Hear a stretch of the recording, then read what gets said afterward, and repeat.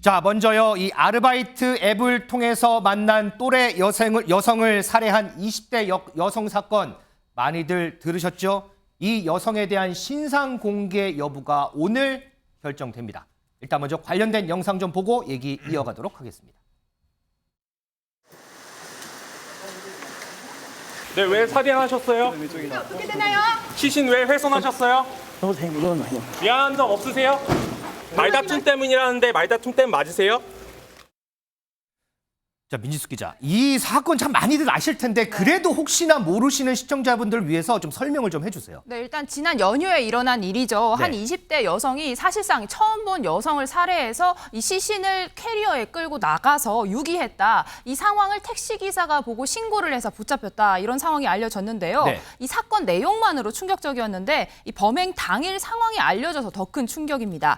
이 여성 범행 사흘 전에 온라인 아르바이트 앱을 통해서 영어 과외를 받겠다라며 피해자와 처음 이 연락을 주고받았습니다. 이 사흘 뒤에 시범 수업을 듣겠다며 피의자 집을 찾아갔는데 그런데 23살인 이 여성 이 교복 차림으로 이 집을 찾아갔다라고 아하. 합니다. 이 자신이 학생인 척한 건데요. 이 스스로 중학생이다 이렇게 소개한 뒤에 이야기를 조금 나누다가 피해자에게 흉기를 휘두른 것으로 알려졌습니다. 이 여성 범행 석 달 전부터 이 살인과 관련된 책을 빌려보는 등 아이고. 계획적으로 범행을 준비한 정황도 드러나고 있는데요. 네. 휴대전화로 살인, 시신 없는 살인, 살인사건 이런 검색어를 검색한 것으로도 확인이 됐습니다. 경찰 조사 과정에서 실제적으로 평소에 인터넷 방송으로 살인 관련된 수사 프로그램 많이 보고 있었는데 갑자기 살인에 대한 충동이 생겨서 아이고. 이 범행을 저질렀다 이렇게 진술했다고 합니다. 와, 박진영 번지 제가요 어디서 정말 저 평소에 선행하시는 분들을 너무 참 좋게 봐서 저도 그분들 따라서 선행하려고 저 정말 좋은 일 했어 이런 얘기는 들어봤어도 살인이 하고 싶어서 했어요 이런 얘기는 처음 들어요. 이게 무슨 말이나 되는 얘기입니까 이게? 그러니까요. 참, 소설하고 현실하고 구별을 못하는 거네요.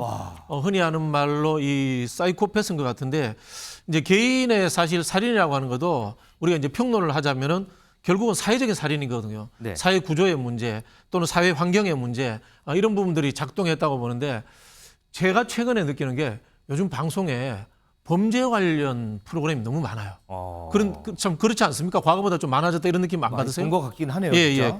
뭐 방송에서 그런 프로그램을 하는 게 뭐 폭력을 조장한다고는 생각하지 않습니다만은 뭐 이게 좀 그런 없애자 이런 취지에서 많이 없애자 하는 그런 거죠. 취지를 하는데 그런 이 범죄 프로그램을 진행할 때에도 저는 윤리적인 문제나 도덕적인 문제를 늘 좀 강조해 가지고 그것들에 있어서 방송과 현실을 오해한다거나 소설과 현실을 오해하지 않습니까? 네. 이런 일이 없도록 좀 사회적 환경을 조성해야 되겠다. 뭐 그런 생각이 드네요. 네.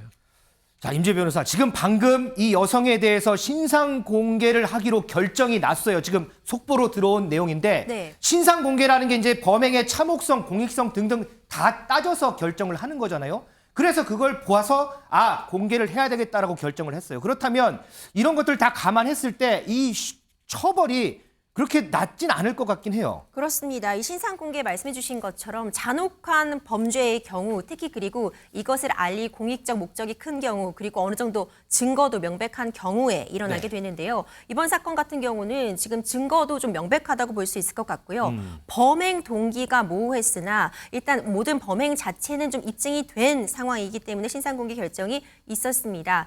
형량을 좀 예측해 보자면 아무래도 계획적으로 살인을 한 것 같은 정황이 다수 보이고 있습니다. 네. 앞서 말씀해 주신 것처럼 미리 살인, 증거 없는 살인 이런 걸 검색해 본 내역도 있었고요. 치밀하게 준비했던 정황들이 있습니다. 이때 지금 어플리케이션, 과외 연결 어플리케이션을 통해서 범행 대상을 물색했는데 본인이 학부모인 것처럼 속여서 과외를 하겠다는 선생님에게 접근했거든요. 맞아요. 그리고 또 이제 너 집이 멀어서 나는 하지 못하겠다고 선생님 쪽이 거절을 하니까 그러면 내가 직접 방문해서 과외를 받겠다고 부모인 것처럼 속여서 이렇게 이번 범행을 이루었고요. 본인이 교복을 입고 가는 듯 사전에 굉장히 치밀한 모습을 보였기 때문에요. 사실 이런 정황들을 보면은 계획 범죄로 보여집니다. 그렇기 때문에 기본적으로 살인의 형량 5년 이상의 징역이라고 규정은 되어 있지만 어떤 법정 최고 징역형까지는 나올 수 있는 그런 중요한 사안이 아닌가 이런 생각이 듭니다. 아니, 계획범죄로 보여진다가 아니고요. 본인이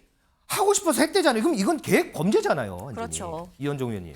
그러니까 지금 이게 지금 신상 공개 이제 공개가 됐다 그러는데 네. 저는 늘 이 신상 공개 제도에 대해서 좀 문제가 있다고 봅니다. 왜냐하면 지금 신상 공개를 결정했어도 지금 일단 신상 공개되는 게 뭐냐면 사진 같은 경우도 지금 사진이 아니에요. 맞아요. 옛날 사진이에요. 그러니까 그리고 또 이게 신상 공개라는 게 지금 우리는 절차가 복잡합니다. 위원회를 통과해야지만 공개될 수가 있는 거거든요. 네. 근데 이런 지금 예를 들어서 명백한 흉악범의 경우에는 추가 피해자가 있을 수가 있지 않습니까? 그럴 수도 도대체 있죠. 인권이라는 게 우리가 항상 보면 인권이 중요합니다만은 누구의 인권을 더 중요시할 것이냐 이게 중요한 거거든요. 피해자의 인권이 더 중요한 거 아니겠습니까? 그렇죠. 근데 늘 보면 이렇게 가해자들의 어떤 인권을 가해서 이 신상 공개가 늦어지고 또 신상 공개도 보면 옛날 사진을 갖다가 이 공개하는 경우가 많습니다. 또 얼굴 요즘에는 공개된 거 보면 매치가 잘 안 되는 경우 많아요. 그렇죠. 그리고 또 이게 본인이 지금 나올 때 그냥 마스크를 껴버리면 이거 뺄 방법이 없습니다. 맞아요. 그러니까 그동안 공개 안 된 부분이 많아요. 이 공개된다 하더라도. 그러니까 저는 그런 측면에서 거듭 이야기하지만 이 신상 공개제도 바꿔야 됩니다. 그리고 또 머그샷을 이용해서 현재 범인의 어떤 이 얼굴이 어떤 것인지 이런 것들이 명백하게 공개가 돼야 이 범인으로 인한 추가 피해자라든지 이런 게 있을 수 가능성이 있기 때문에 저는 그런 부분에 대한 좀 변화가 필요하다고 봅니다. 자, 방금 신상 공개가 결정이 됐기 때문에 내일 검찰 송치 단계에서 글쎄요, 마스크를 쓸지 벗을지는 모르겠으나 어쨌든 얼굴은 공개가 될 겁니다. 저희도 이 모습 전해드릴 수 있도록 준비를 좀 해보겠습니다. 다음 사건 하나만 더 보겠습니다. 생판 모르는 여성을 뒤따라가서 돌려차기로 의식을 잃게 했던 일명 돌려차기 사건 많이 기억하시죠? 자, 당시에 성범죄 가능성이 상당히 강하게 의심이 됐는데 증거가 불충분해서 살인 미수 혐의만 적용이 됐습니다. 그런데 최근에 이 사건의 반전이 일어났습니다. 자, 어떤 반전인지 하나씩 좀 풀어가 보겠습니다.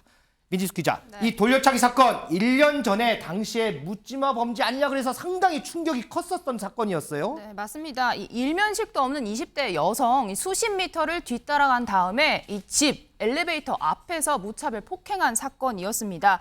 영상으로 저희가 확인을 할 수 있는데요. 이 영상이 찍힌 시간 새벽 5시였습니다. 집으로 돌아오는 여성의 뒤를 따라온 이 남성 엘리베이터 앞에서요. 갑자기 발차기로 이 여성의 뒷머리를 가격합니다. 아이고, 참. 그대로 쓰러진 여성의 머리를 연이어서 발로 가격하는 모습 고스란히 CCTV에 담겼는데요. 이 사건으로 피해 여성 이 머리뼈가 골절되면서 수술을 받아야 했고 이 뇌 손상으로 한쪽 다리 마비가 되면서 수개월 동안 재활 치료를 받아야 했습니다.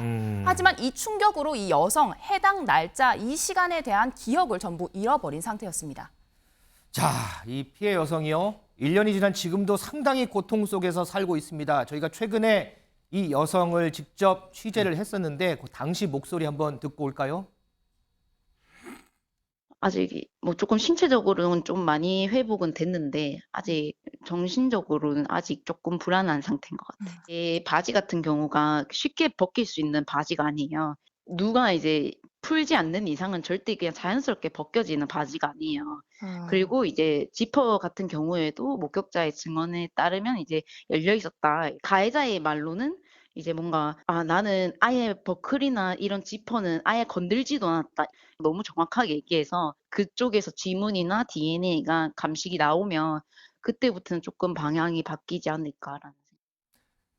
이현정 의원님, 그런데 1년 만에 반전이 일어났습니다. 이 피해자의 청바지에서 결정적인 단서가 나왔어요. 그렇습니다. 이게 지금 이 사건이 단순히 지금 보이는 장면 말고 한 7분 정도 사라졌습니다. CCTV의 공간에서. 사각지대어 있었죠. 그렇죠. 거기서 과연 무슨 일이 있었느냐. 지금 일단 성폭력 이 가능성이 충분히 이제 검증이 됐었는데, 그러니까 물론 이제 증거가 있어야 되잖아요. 그렇죠. 그렇다 보니까 이 증거를 결국 찾았습니다. 이 옷에서 일단 남성의 DNA가 일단 발견이 된 것인데, 그래서 지금 단순히 살인 미수가 아니라 이제 강간 살인 미수로 이제 혐의를 바꿨습니다. 그만큼 이런 어떤 추가 범행을 잡아낸 건데, 제가 아까 말씀드렸지만 지금 이 범행도 보면 명백하잖아요. 네. 근데 아직 범인의 얼굴이 우리가 가려서 봐야 돼요. 그렇다면 이 범인이 과연 이 여성분만 했냐는 거겠죠. 그러니까 그렇게 해서 얼굴을 공개하면 추가적인 범죄를 충분히 우리가 찾아낼 수가 있는 거거든요. 그러니까 이런 범죄도 사실은 범행의 어떤 범인의 얼굴을 우리가 알 수 없다는 거, 그게 바로 우리 현실입니다. 저희도 정말 이 범죄 예방을 위해서 정말 시원하게 보여드리고 싶은데 그럴 수 없는 현실이 정말 안타깝긴 합니다.